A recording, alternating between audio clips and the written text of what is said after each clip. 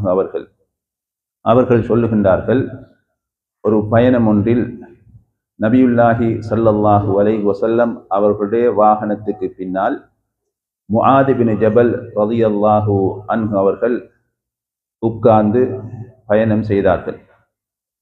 அந்த பயணத்தின் போது நபியுல்லாஹி ஸல்லல்லாஹு அலைஹி வஸல்லம் அவர்கள் யா முஆத் என்று நபி ஸல்லல்லாஹு அலைஹி வஸல்லம் அவர்கள் அழைப்பு விடுத்தார்கள்.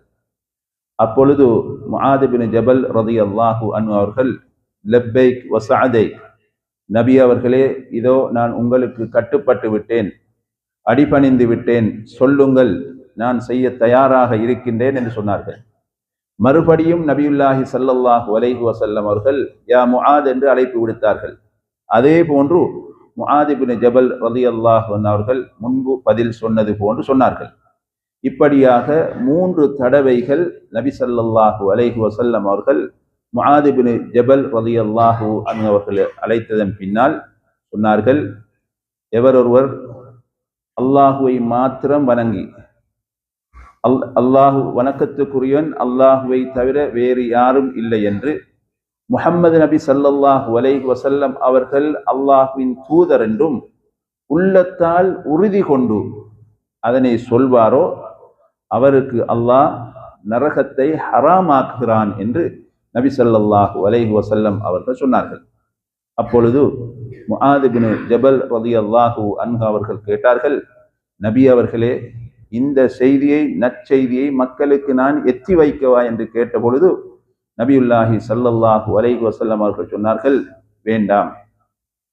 ஏனென்று சொன்னால் மக்கள் இது மாத்திரம் போதும் என்று அமல் செய்யாமல் அசட்டையாக இருந்து விடுவார்கள், அதனால சொல்ல வேண்டாம் என்று நபி ஸல்லல்லாஹு அலைஹி வஸல்லம் அவர்கள் சொன்னார்கள்.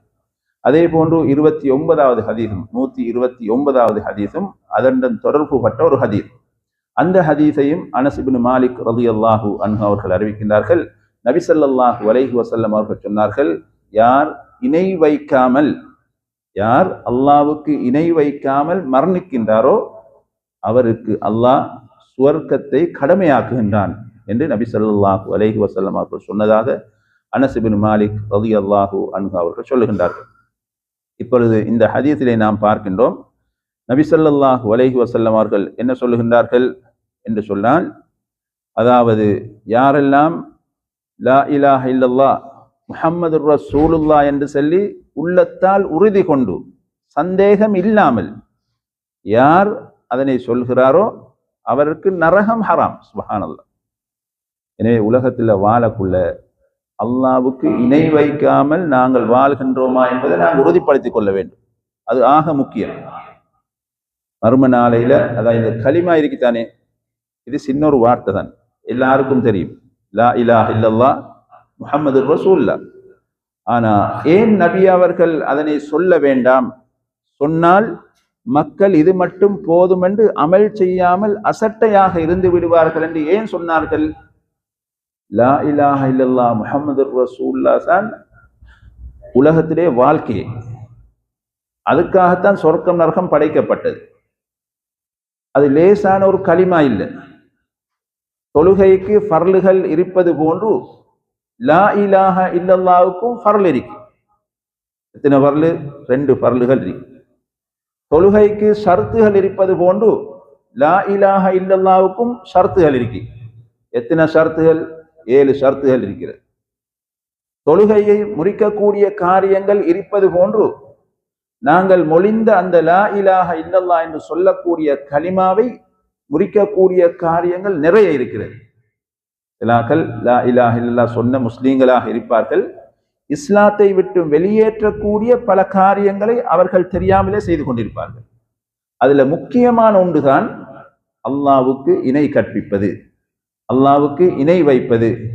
அல்லாஹ்வுக்கு செய்ய வேண்டிய வணக்க வழிபாடுகளை அல்லாஹ் அல்லாதவர்களுக்கு செய்தால் அவர் லா இலாஹ இல்லல்லாஹ் என்ற கலிமாவை மொழிந்திருந்தாலும் கூட அவர் இஸ்லாத்தை விட்டு வெளியேறி விடுவார். எனவே இதில் நாம் மிகவும் கவனமாக இருக்க வேண்டும். எனவே நபி ஸல்லல்லாஹு அலைஹி வஸல்லம் அவர்கள் இந்த ஹதீஸில் நாம் பார்க்கின்றோம், அவர்களுடைய வாகனத்தில் பின்னாலனா நபியோட ஒட்டி முஆத் இப்னு ஜபல் ரலியல்லாஹு அன்ஹு அவர்களை ஏற்றி கொண்டு செல்கின்றார்கள். இது நபி அவர்களின் பணிவுத்தன்மையை காட்டுகிறது.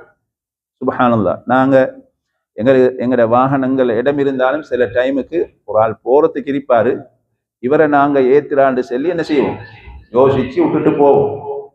நபி ஸல்லல்லாஹு அலைஹி வஸல்லம் அவர்கள் சுப்ஹானல்லாஹ் உலகத்துக்கே ரஹ்மத்தாக அனுப்பப்பட்ட நபி, தனக்கு பின்னால பக்கத்துல யார், முஆத் இப்னு ஜபல் ரலியல்லாஹு அன்ஹு அவர்களை ஏற்றிக்கொண்டு போகின்றார்கள்.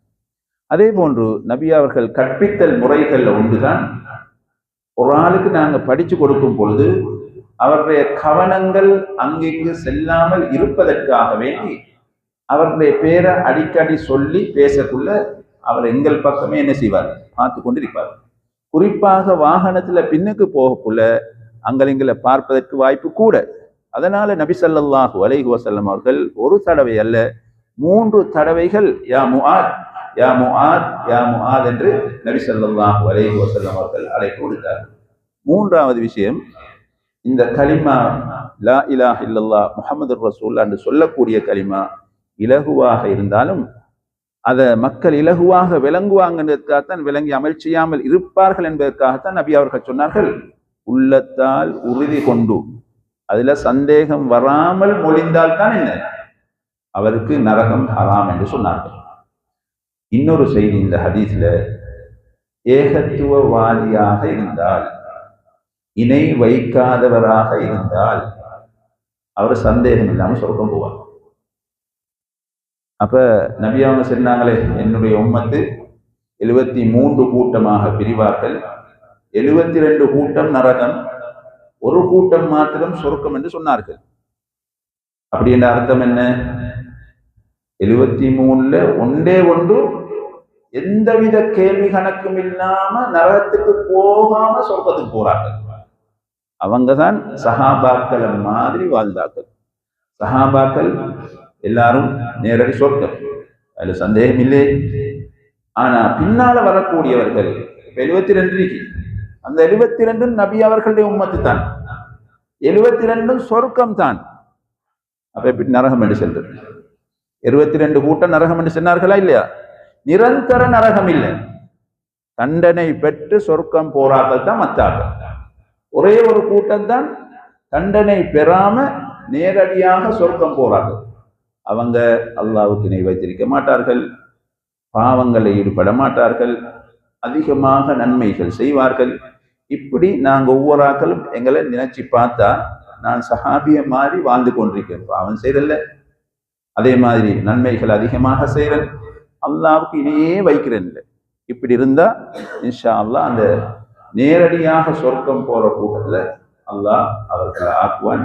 எனவே எங்களுடைய வாழ்க்கையில நாங்க கலிமா சொல்லியிருந்தாலும் கூட அந்த கலிமாவை முறிக்காத காரியங்களை செய்வதற்கு நாம் முயற்சிக்க வேண்டும், தெரியாமல் கூட செய்யாமல் இருக்க வேண்டும். அப்படி கலிமாவை முறிக்கக்கூடிய காரியங்கள் என்னென்று தெரியாதவர்களாக இருந்தால் உறவு நீங்க சந்தர்ப்பம் கிடைச்சா கேளுங்க, உங்களுக்கு நாங்க சொல்லித்தரோம். இதை கேட்டோமோ அதன் பிரகாரம் அமல் செய்ய அல்லாஹ் தௌஃபீக் செய்வானாக. சுப்ஹானல்லாஹ்.